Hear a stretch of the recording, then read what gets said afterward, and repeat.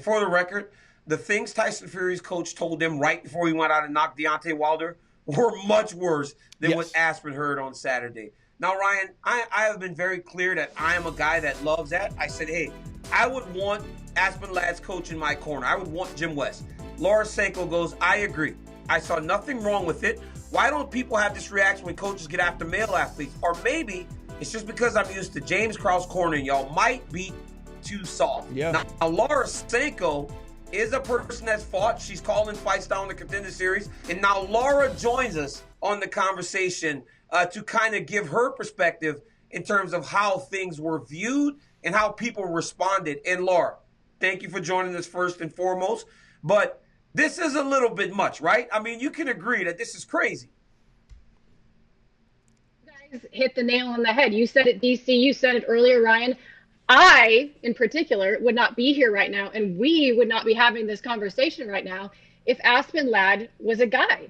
Right. I can point to 100 different examples. You said Saif Saud. I've tweeted James Krause. Those guys lay in hard to their athletes in between rounds.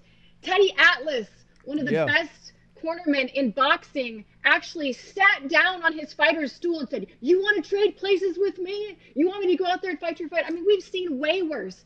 And people praise it because it's a guy. And here's the thing. It's the reason people see that is, like you said earlier, it's the optics. We all have this sort of like, I would call it misplaced, in this particular context, misplaced chivalry. If we're all out on the night, we're at a bar, and a guy's yelling at a girl, and she's standing there, and she's not saying anything, and she's looking a little doe-eyed, right? We all have a visceral reaction to that. Me too. Yes, we should. I don't want to see it, and we should. Exactly, Ryan, we should. But we're not out at a bar. We're in the octagon, and she is an athlete, and he's the coach. Regardless of what equipment she's working with out there, she needs to be spurred to victory in whatever manner he sees fit. And he has been with her since the beginning. I've been watching Aspen Ladd since her first professional fight in Invicta, and he's been coaching her the same way the whole time. So I see absolutely no issue with it. And situations like this, you could probably tell I'm a little frustrated.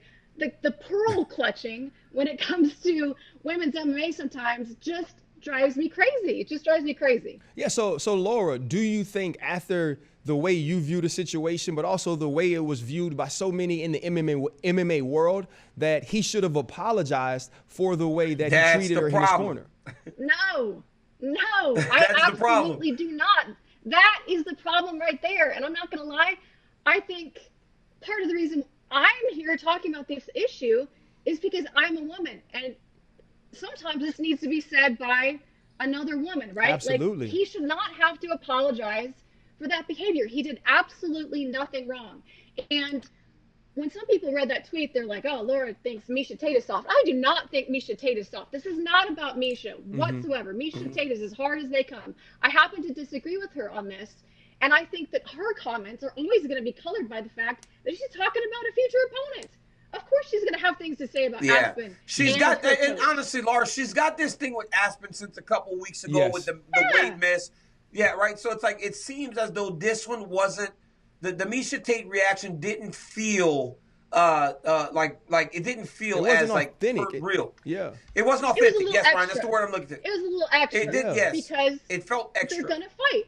At some point, they're likely going to fight. And, you know, you have feelings about your opponents and about their coaches, and she's going to put that out there. And more power to her. Misha has the right to have whatever opinion she wants to have. I just disagree with her on this point. And on this one, it speaks to a larger issue, right? Like MMA, the UFC in particular, has done such a phenomenal job of creating equality in this sport. Men and women are on the exact same platform. They are fighting alongside each other. It's the only sport where they train together day in, day out. Yes. It's the closest thing that you're going to get to true equality. So we can't have these moments where we're like, oh, a girl got her feelings hurt, or oh, a girl was yelled at. No, that's BS. Well, Laura, you know. Oh, go ahead, DC. I'm sorry, Ryan. You know, Laura, lately we have seen some, and this has been a reoccurring theme on our show, is it started with Lauren Murphy's husband coaching her. Then it went to John Kavanaugh coaching Johnny Walker. Then we see this. So it's like, it's a matter of what do we prefer? And for me, I prefer someone telling me the absolute truth. But then in Lauren's statement, she was opposed to the way Jim West approached it. But on the other hand, her husband was giving her, it was almost like he was comforting her in a situation where she needed to be spurred on. What is your, like, what would you prefer to hear when you're in the corner in terms of sitting there? If you're sitting there fighting, or Laura, let's take it up a level. What if your husband was your cornerman? Right. How would you want him to approach you in between rounds? No, that would never, ever happen for so many reasons. We don't have time on this show, but I want the truth. I want to know what's happening. I want to know why it's happening, and I want to hear instructions on what I can do to make it better. And all the stuff about Jim West not giving her technique, that's not true. He did. Yeah, he did. It became less technical, but he's telling her to lead from the rear side, find your alley, which is her lead hook, sit down on your punches. He's giving her very technical advice. She wasn't able to execute on any of it. So as the rounds went on, he got less and less technical because she wasn't, you can't talk about step 3 when she's not able to execute step 1. So while I agree with you with the frustration key, but Ryan, you're right. That's a finer point of cornering, and you're never going to have a perfect conversation in those 60 seconds. You just not. It's going to be messy sometimes. But I want to hear the truth. And I mean, you know who my coach was, DC. You've seen James Krause corner. He does not mince words whatsoever, and that's how he corners everybody. Right. Laura, this last question is kind of twofold for me. I think the first thing is, how does the UFC, how does MMA move forward in kind of changing people's view or perspective of how women should be coached, how women should be cornered? And the second piece of that should be, when are we going to start listening to the actual fighter?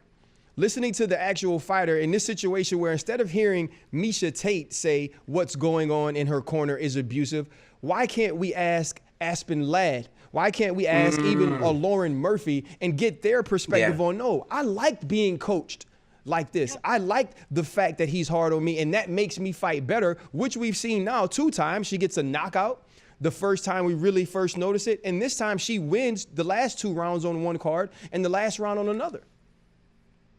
Ryan, I think you are speaking to a much broader and very interesting and important issue, and that is, I mean, not just in MMA, society, I will say, we have created this culture where we find it very easy to be offended on other people's behalf and then go to war for what we think should have happened in that situation or how we would have felt when it happened.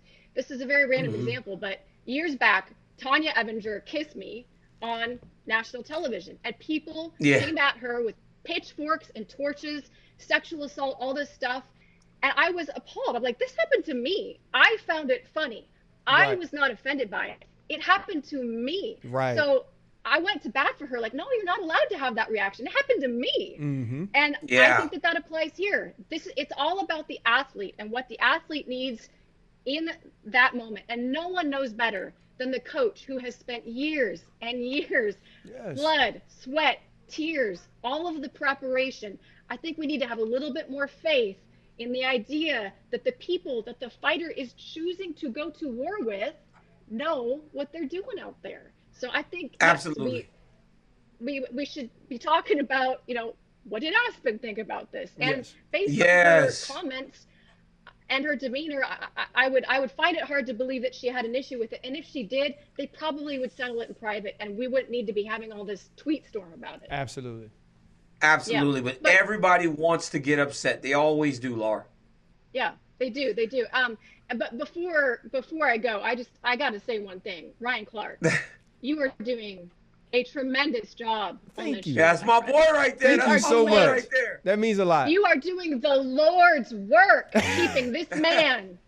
I'm pointing the wrong way because it's opposite. Keeping this man I know, it's like, in line. Because I know better than anybody how hard that is to do. He cheats. Thank you. Very difficult. Wait, did you say I cheat? Did you say I cheat? You do cheat. Ryan knows what's up. You do. Wow, that's 2 to 1, DC. 2 to 1. Hey, Laura. Love having you, but the time has ended now. When you start to side with Ryan Clark, the time has ended on your show. Laura, thank you so much for joining us. Your perspective is top notch. Thanks for watching ESPN on YouTube. For live streaming sports and premium content, subscribe to ESPN Plus.